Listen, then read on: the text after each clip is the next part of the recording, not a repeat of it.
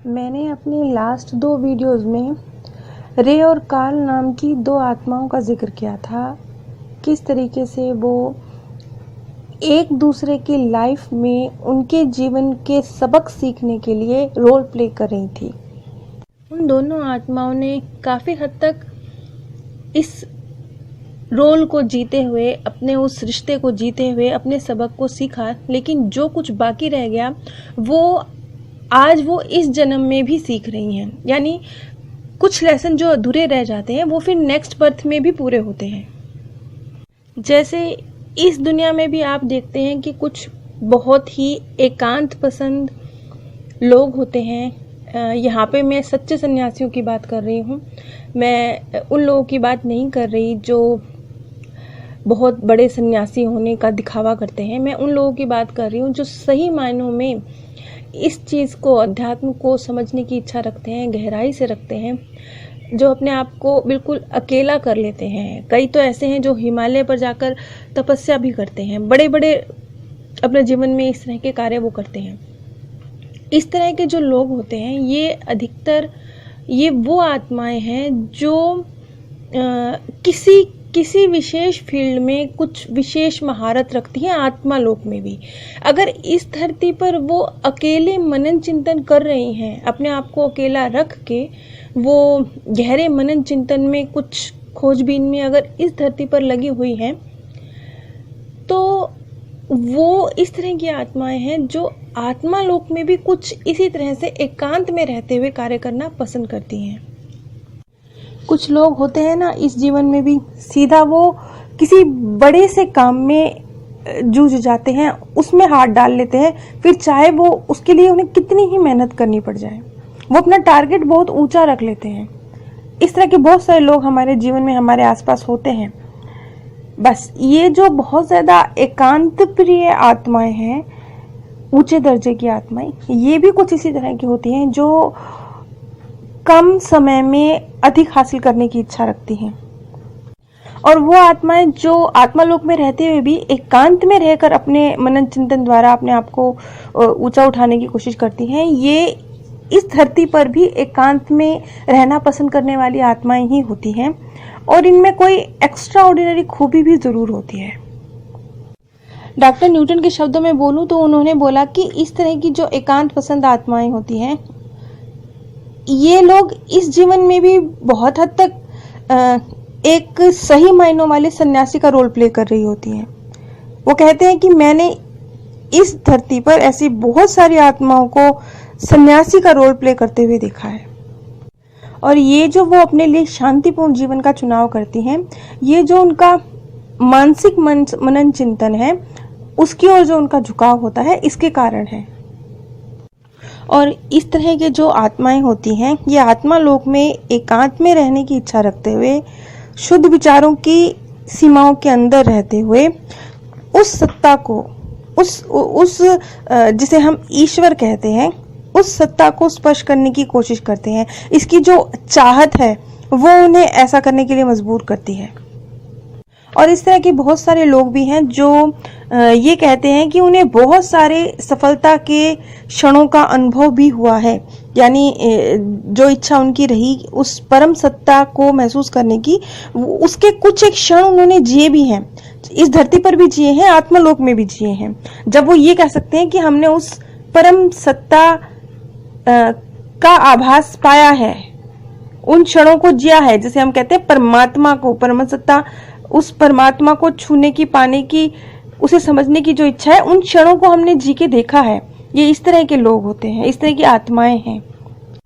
और जैसा कि मैंने पहले भी बताया था कि आत्मा लोक में भी मनोरंजन का समय होता है, तो बहुत सारी आत्माएं बहुत सारे अलग अलग किस्म के अपने जीवन जो जी चुकी हैं, उन्हीं का रूप दोबारा गढ़ के कुछ मनोरंजक पल जिन्हें वो जीना चाहती हैं, उन्हें दोबारा जी के देखती हैं।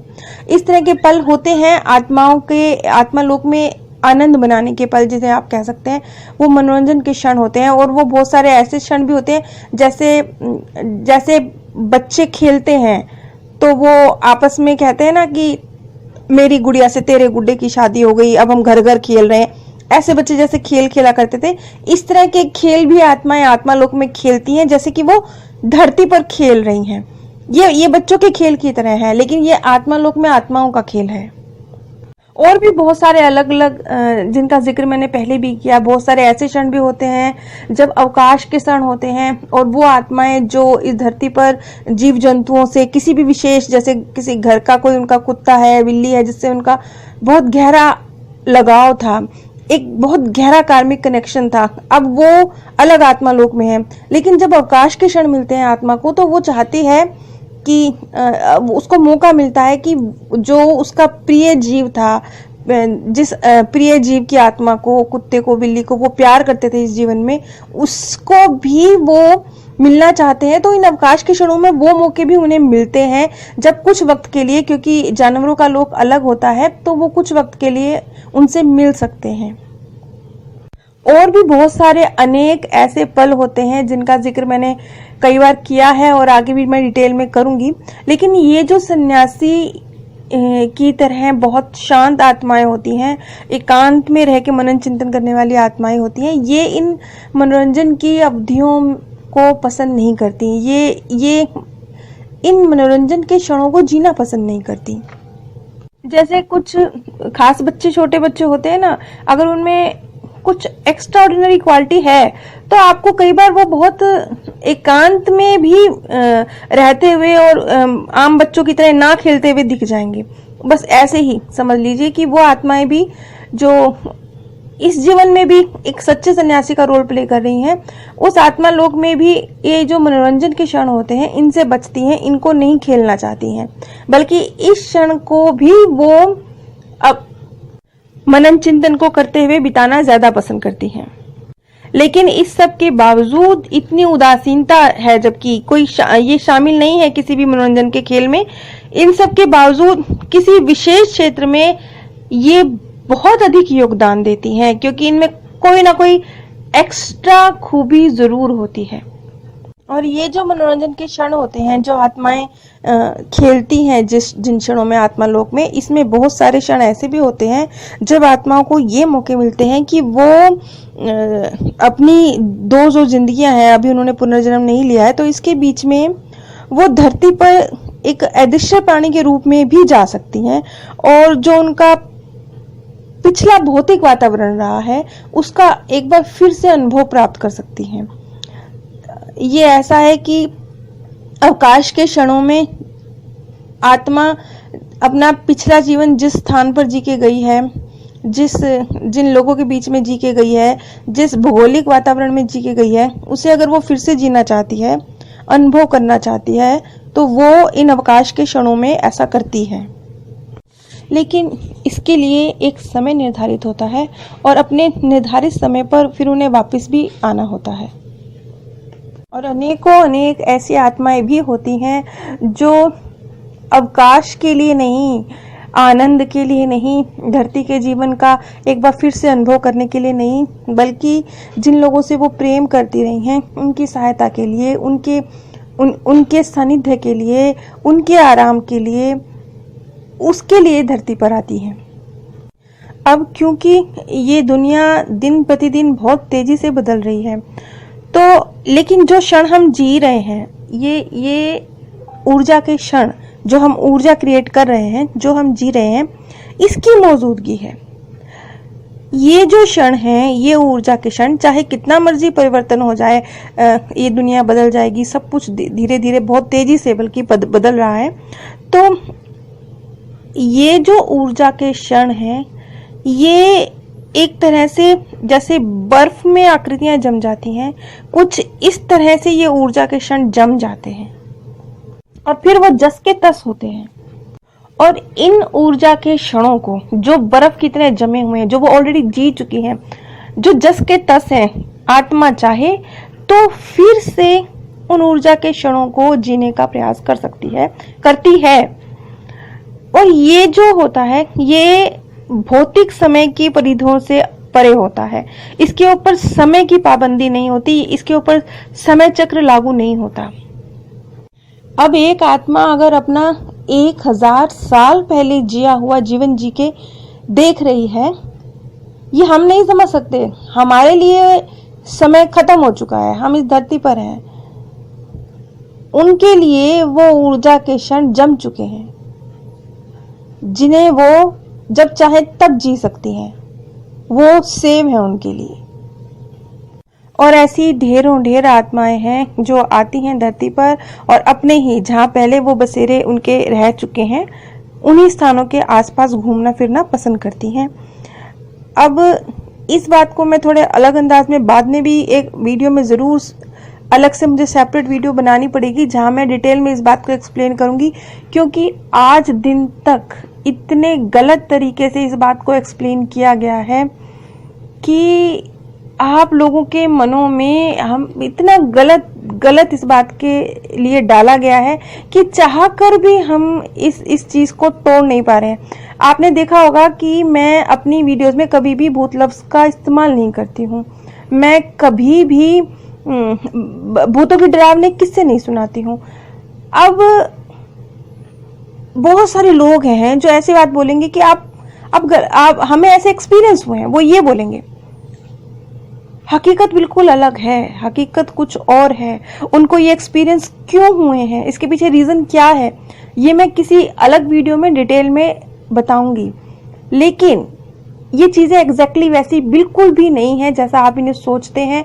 आज तक आपके मनों में जो मन गढ़ंत बातें डाली गई हैं डराने के लिए आपको, क्योंकि बहुत सारे लोग, अब ये दुनिया ऐसे ही है कि डर से ही बहुत सारे लोगों का रोजगार चलता है। बहुत बार जैसे पंडित जी आपको डराएंगे कि आपके प्रियजन तो भैया आप ये दान दोगे तभी सदगति को पाएंगे, तो आप देंगे क्यों? क्योंकि आप अपने प्रियजन से प्यार करते हैं, आप उनको सदगति चाहते हैं तो आप उन्हें देंगे। तो इस तरह के बहुत सारे डर हैं जो इतने सालों से हमारे अंदर डाले गए हैं, सालों से नहीं पीढ़ियों से डाले गए हैं कि अब वो जम चुके हैं, वो भी बर्फ की तरह जम चुके हैं। उनको पिघलाना बहुत जरूरी है और ये मैं किसी और वीडियो में डिटेल में बताऊंगी, क्योंकि ये थोड़ा अलग विषय है। हकीकत में आत्माएं उस तरीके से नहीं होती जैसे आप टीवी पर देखते हैं, सुनते हैं। अब आप मेरी बात को तो रहने दीजिए, हो सकता है बहुत सारे लोगों को लगे कि मैं गलत कह रही हूँ। बहुत सारे लोग जो थोड़ा साइंटिफिक नज़र से सोचते हैं, अब मैं उनकी नज़रिए से बात करती हूँ। आप लोगों ने गौरव तिवारी जी के विषय में तो पढ़ा ही होगा, जो अब इस दुनिया में नहीं रहे, जिन्होंने अनेक पैरानॉर्मल रिसर्च करी हैं। मैं खुद उन्हीं के लफ्जों में बताती हूँ। उन्होंने कहा था कि ये जो कुछ भी भूतों प्रेतों के बारे में हमने सुना पड़ा है टीवी की मेहरबानी से या कुछ गलत तत्वों की मेहरबानी से, वो सब गलत है। उनको आज तक ऐसे एक्सपीरियंस नहीं हुए। ये उनके लफ्ज हैं, मेरे लफ्ज नहीं है। ये उन्होंने कहा था कि वो जबकि यही शमशान घाटों में इधर उधर घूमते रहते थे, उनका काम था ये, वो पैरानॉर्मल रिसर्चर थे। तो वो कहते हैं, ये उनके शब्द हैं कि मेरे को आज तक ऐसी किसी आत्मा से मेरी मुलाकात ही नहीं हुई, ऐसी किसी आत्मा को मैंने रिकॉर्ड ही नहीं किया जो वैसी हो जैसा मैंने टीवी पे सीरियल्स में देखा है। तो ये बड़ा प्यारा होता है आत्मा का धरती पे आके अपने प्रियजनों को देखना, उन स्थानों को घूमना बड़ा प्यारा होता है। आत्मा का प्यार होता है, वो नहीं होता, वो डर नहीं होता, वो ऐसा कुछ नहीं होता जैसा आप लोगों को टीवी में दिखाया जाता है। और आप डरते क्यों हैं आत्माओं से? ये भी तो कभी आप ही की तरह शरीर के अंदर थी। फर्क सिर्फ इतना ही तो है कि आप भी आत्मा है लेकिन आप शरीर के अंदर हैं। आप एक अलग डायमेंशन में हैं। वो भी आत्माएं हैं लेकिन वो शरीर से बाहर हैं, वो एक अलग डायमेंशन में हैं। और वो ऐसी हैं जो इस डायमेंशन को भी जी चुकी हैं। आप अभी उस डायमेंशन से वाकिफ नहीं है लेकिन वो आपसे वाकिफ हैं। वो शरीर के अंदर रह के भी देख चुकी हैं, उससे बाहर भी अनुभव प्राप्त कर रही हैं। फर्क सिर्फ इतना ही है, कुछ भी वैसा नहीं है डरावना जैसा आप लोगों को बताया गया है। ये भी वैसे ही हैं जैसे हम इंसान होते हैं, कुछ अच्छे और कुछ कम अच्छे। और ये सब जो बातें आप लोगों को दिखाई जाती हैं, आप लोगों ने बहुत सारी यूट्यूब पे ऐसे वीडियोस आप देखेंगे, आत्मा आ गई, आत्मा ने प्रवेश कर दिया, ये हो गया, वो हो गया। ये सब जो कुछ भी है, ये सब कुछ आपके माइंड से खेला जा रहा है। कुछ रसायन होते हैं हमारे माइंड में, जब वो डिसबैलेंस हो जाते हैं तो ये इल्यूजन्स क्रिएट होने लगते हैं।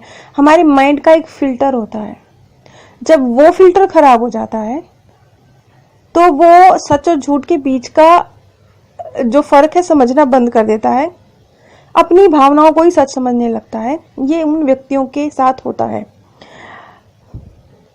अगर आत्मा यूं किसी में प्रवेश करती तो क्या इतने व्यक्ति रोज मृत्यु को प्राप्त होते हैं?